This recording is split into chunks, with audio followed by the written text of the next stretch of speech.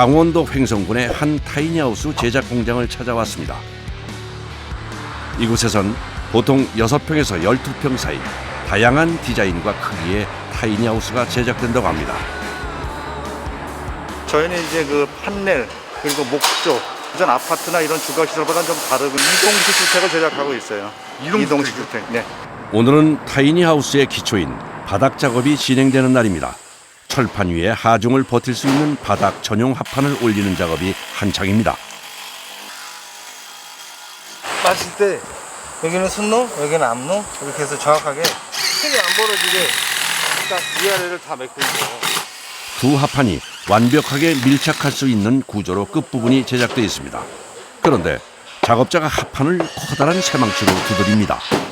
손으로 밀면은 여기 이음새가 딱 안 들어가는데 이렇게 햄머 갖다 치면은 이음새가 없이 이게 다 밀봉이 돼가지고 그렇게 하고 있는 거예요. 밀착이 돼서. 요즘 타이니하우스는 공장에서 똑같은 모양으로 만들어내는 획일화된 스타일이 아니라 개개인의 생활과 용도에 맞게 맞춤형으로 제작됩니다. 그래서 집의 크기부터 내부 디자인, 들어가는 가구까지 모두 맞춤 설계되어 제작하는 것을 선호한다고 합니다. 이건 말 그대로 고객이 원하시는 어떤 그 제품의 사양을 적어놓은 지시서인데 이걸 말 그대로 벗어나게 되면 고객의 어떤 그 니즈하고는 맞지 않는 거기 때문에 그렇게 되면 이제 불량품이 될 수 있는 거죠. 그래서 이렇게 자꾸 확인을 해야 저희가 계속해서 작업을 올바로 진행할 수 있으니까 자주 이거 도면을 보고서 확인을 하고 있습니다. 타이니하우스의 뼈대가 되는 벽체 작업이 진행 중입니다. 무게가 상당히 많이 나가기 때문에 나무하고 밑에 철골조하고 피스로 아주 단단하게 결속을 해줘야 됩니다. 이번에 작업자가 만들고 있는 것은 창틀과 벽 사이에 들어가는 틀입니다. 틀 사이에 우레탄 폼을 채우고 있는데요. 집의 단열을 위해 중요한 과정이라고 하네요. 이거는 뿌려주는 좀 더 촘촘하게 공기층을 만들고 공기를 가두는 역할을 하고 내부 바람이 들어오지 않게 막는 역할을 하는 거죠. 목조 주택의 특성상 가장 신경 쓰는 것 중에 하나가 단열입니다. 별도의 틀을 짜 우레탄 폼을 채워 넣는 작업이 손이 많이 가지만 열 손실을 막아 집을 따뜻하게 만들어준다네요. 집의 골조와 벽을 세우는 작업이 빠르게 진행됩니다. 벽이 세워진 후엔 이곳에도 단열 작업이 진행되는데요. 벽체 골조 사이사이와 천장까지 크기에 맞게 재단된 단열재를 빈틈없이 꼼꼼히 채워 넣습니다.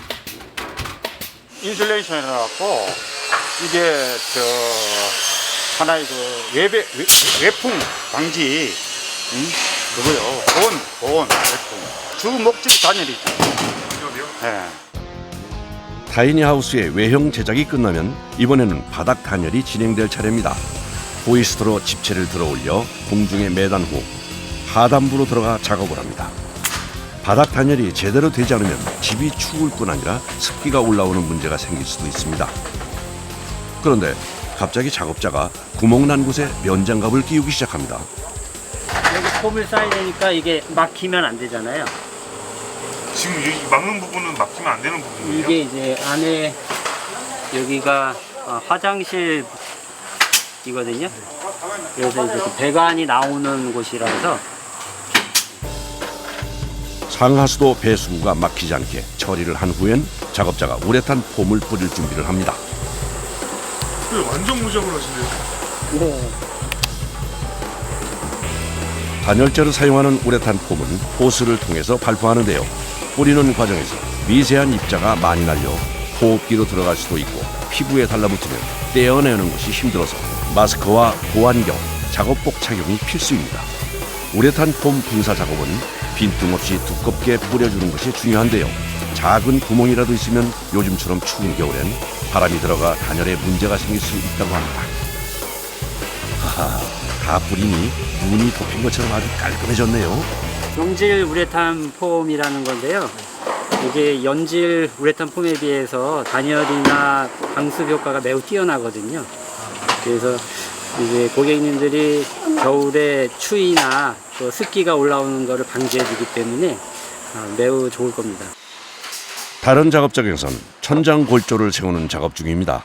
고공 작업은 자칫하면 위험할 수 있어 신경을 곤두세우며 작업을 해야 해 지상 작업보다 훨씬 힘이 듭니다. 지붕 천장판 2층에 올리는 거죠. 타이니하우스는 보통 6평 정도의 작은 공간이기 때문에 2층에 다락방 같은 복층 공간을 하나 더 만들어 집을 조금 더 넓고 효율적으로 사용하려는 사람들이 많다고 합니다. 복층을 올리기 위한 골조 작업이 끝났습니다.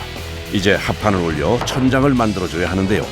나무 조각을 압축한 합판이라 한 장의 무게만도 20kg 정도로 길고 무거운 합판을 천장까지 올려야 하는 작업이 만만치 않습니다. 보기에도 아슬아슬한데요. 아이고 저런 큰일 날 뻔했네. 정말 2층을 만드는 작업은 위험할 수 있어 항상 집중해야 합니다. 고정이 안 됐을 때는 제가 미끄러워요. 밟았을 때는 이제 밀려 나가라니까 걱정이 되죠. 그러니까 이제 항상 위에 있는 분도 그런 거 미끄럼 방지하기 위해서 조심하고 안전을 항상 주시하고 일을 하고 있는 거예요. 이제 단열을 해줘야 하는 공간이 한 곳 남았는데 실내 바닥입니다. 여긴 황토와 돌가루를 섞어 작업을 합니다. 통기성도 좋아지고요. 그다음에 이제 이 황토만 치면 너무 무거워서 들 수가 없거든요. 그럼 이제 이게 좀 경량화도 해주고. 먼저 온수관 설치를 끝내고 난 후 미리 작업해놓은 황토와 돌가루를 섞은 흙을 굴곡이 없이 평평하게 깔아줍니다. 황토를 깔면 온수 난방을 할 수 있고, 온수 난방을 하고 황토를 깔면 황토의 열전도가 돼서 일단 단열이 좋아지고요. 그다음 황토에서 나오는 이로운 에너지를 또 느낄 수 있죠. 마무리는 황토 반죽을 바닥에 3cm에서 4cm 정도 높이로 굴곡 없이 두껍게 발라줘야 끝이 납니다. 손도 많이 가고 가격도 비싸지만 황토 바닥을 고집하는 이유는 전통 구들과 비슷한 효과를 내기 위해서라고 하네요. 작업자들이 4시간 정도 고생한 황토 바닥 작업이 끝났습니다. 미장이 마무리되면 바로 건조 작업이 시작됩니다. 보일러로 계속 떼가지고 말려가지고 3일 동안 완전히 양생을 시키는 거예요. 24시간 동안 계속 네, 이렇게 계속. 하시는 거예요? 네, 3일 동안 계속 깨가지고 계속 얘를 건조를 시킵니다. 며칠 뒤 다시 찾은 타이니하우스 제작 공장. 실내 벽 작업이 진행 중입니다. 내부 마감은 주로 미송이나 편백나무를 사용하는데 나무가 길고 무겁다 보니 작업이 쉽지 않습니다. 특히 나무면이 안 맞으면 벽이 울퉁불퉁해질 수도 있어 정확히 면을 맞춰 작업을 진행합니다. 공장의 다른 작업장. 이곳에선 타이니하우스의 내부 마감이 진행되는 동안 실내에 설치되는 각종 부속물들을 제작합니다. 어떤 거 만드시는 거예요? 계단 밑에 딱. 걔가 나중에 계단이 되는 건가요? 네. 됐어요. 요리 분실을 놔두고 2mm, 3mm, 4mm.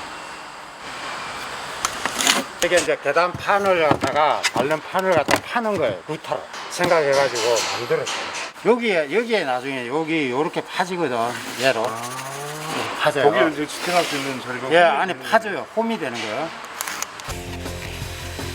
이 처음 보는 직사각형의 도구는 목공 경력 40년의 손정석 씨가 계단 제작을 빨리 하기 위해 직접 만든 것이라고 하는데요. 세웠을 때 이 자를 사용하면서부터 작업할 때마다 치수를 재야 하는 번거로움이 사라졌다고 합니다. 직접 만든 자를 이용해 재단이 끝나자 계단 만드는 작업이 정말 일사천리로 진행됩니다.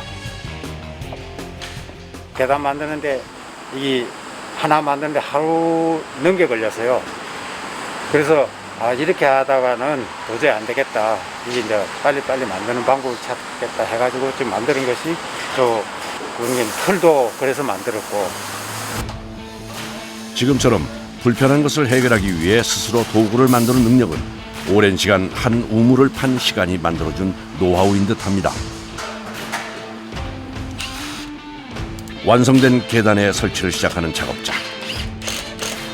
계단은 아이들이나 노인 등 다양한 사람들이 사용하기 때문에 안전과도 직결이 돼 있어 제작과 설치 모두 신경을 써야 합니다. 드디어 계단 설치가 모두 끝이 났습니다. 탑을 만들고 또 각도를 정확하게 계산을 해서 만들다 보니까 시간이 한 3분의 1이 단축이 돼요. 그냥 이래 만드는 것보다. 그렇기 때문에 이제 우리가 계속 매일매일 계단을 만들어야 되니까. 됐어요? 됐어요? 타이니하우스 제작 시 단열 다음으로 중요한 요소는 방습입니다. 작업자들이 외벽에 방습지를 붙이고 있습니다. 바깥에 이 공기가 안에를 차단되는 거죠. 얘를 단열 역할도 되고 습기도 방지해주고. 은박띠처럼 생긴 이 기다란 테이프도 방습을 위해서 붙이는 거라는데요. 목조주택의 특성상 습기 방지 작업은 항상 꼼꼼하게 해야 합니다. 다 1,400 창틀 주변 그리고 이렇게 벽이 만나는데 이런 데 부분들은 그 외부 습기로부터 굉장히 취약한 부분이거든요. 그래서 최대한 완벽하기 위해서 2중, 3중으로 작업을 계속 하는 중입니다. 만약 이 방수 테이프로 외벽 마감을 해주지 않으면 벽 안쪽에 누수가 생기는 낭패를 볼 수도 있다고 하네요. 자, 이제 타이니하우스 제작이 끝이 보이는데요. 외벽을 마무리하는 중입니다. 그런데 이 외장재를 붙이는 방법도 방수와 관련돼 있다고 하네요. 하단부터 상단으로 빗물이 위에서 아래로 흐르니까 그렇게 작업을 하는 거예요. 아, 아래부터 위로. 예로 작업할 때는. 설치일을 맞추기 위해 분주하게 마무리 작업이 진행됩니다. 드디어 여러 작업자들의 노력으로 복층 타이니하우스가 완성됐습니다. 완성될 때까지 얼마 정도의 시간이 걸리는 거예요? 모델마다 다른데요. 빠르게 만들어지는 것은 한 이틀 만에 만들어지는 것도 있고요. 한내리는 경우에, 일단 목조주택인 경우에는 이제 3주 또는 4주 정도가 걸립니다. 다음 날 새벽 4시. 타이니하우스의 배송을 위해 공장으로 대형 트럭이 들어옵니다. 아직 해도 뜨지 않는 깜깜한 새벽인데도 불구하고 작업자들이 벌써 분주합니다. 그런데 이렇게 새벽부터 배송을 준비하는 특별한 이유가 있는 건가요? 물건이 폭이 넓고 높다 보니까 차량이 많을 때는 다니면 다른 차하고 간섭이 많이 있어서 새벽에 움직여야 운전자들도 편하고 저희 배송하는 사람들도 마음이 편하니까 새벽에 움직여요. 비교적 가벼운 2층부터 크레인으로 들어올려 트럭에 싣는 작업을 시작합니다. 1, 2층 합해서 집의 무게만 무려 8톤. 만드는 것도 힘들었지만 트럭에 싣기도 쉽지 않습니다. 크레인으로 들어올리는 과정 중 균형이 안 맞으면 집이 기울 수도 있고 잘못하면 손상될 수도 있어 신중하고 조심스럽게 진행해야 합니다. 다시 나와요. 마스크 벗고 오케이 사이를 크게 해주라고. 어허, 이러다가 잘못하면 옆집에 부딪힐 것 같은데요? 움직일 수 있는 공간이 좁고 2층 길이가 1.5m가 넘기 때문에 방향을 돌리는 것이 어렵습니다. 아유 이렇게 밀어. 앞에가 안 나오잖아 지금.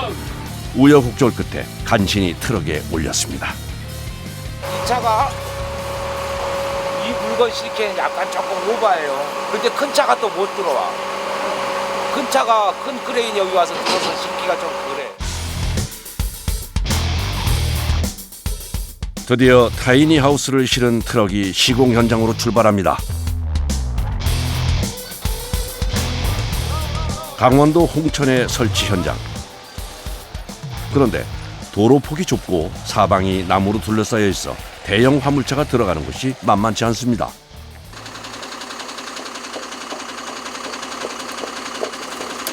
작업 여건이 너무 안 좋은데? 아니, 나무 때문에 오신 거예요? 네. 어떤 나무가 걸려서 그래요? 제일 큰데 이게 이 나무예요. 이 나무 안 되는데 큰일 났네. 저쪽도 가봐요. 저쪽에도 가봐. 이 나무 저 나무 다 걸려 지금 여기. 이 나무는 수목장한 나무예요. 그래서 이건 건드리면 안 돼요.